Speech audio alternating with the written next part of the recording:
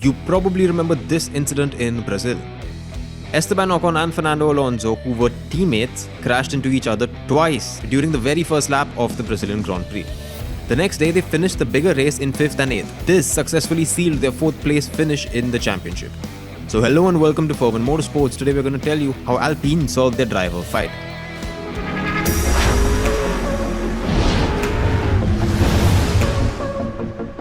A short backstory, Alpine was fighting with McLaren for the 4th spot in the Formula 1 Championship. Each position in the table is worth millions of dollars, and that's enough motivation in itself. The Brazilian Formula 1 weekend was a sprint weekend. Now, this is a new format that Formula 1 is trying out, where there's a short race on a Saturday followed by a longer race on Sunday. During the Saturday race, the Alpine cars of Alonso and Ocon were starting one behind the other, but they were in the points positions. But they made contact in the first lap twice.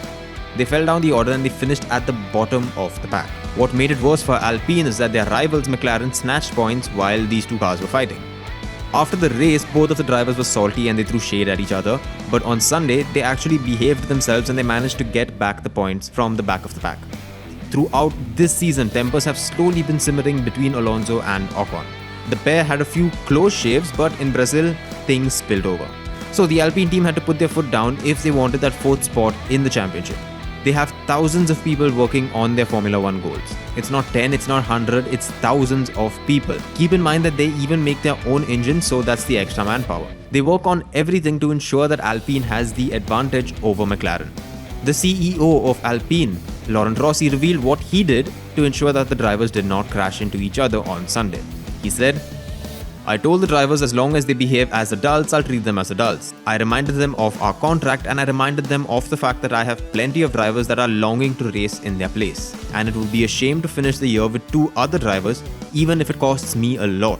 They took their responsibility and they did a brilliant job. So it happens to everyone, I guess. This is what makes those drivers incredible champions. They have this killer instinct and sometimes it goes a bit too far.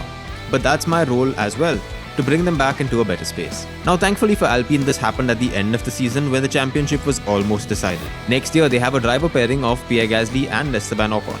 It was revealed to the media some years ago that Gasly and Ocon do not get along since their childhood days. However, the pair have said that they are now adults and the matter is behind them.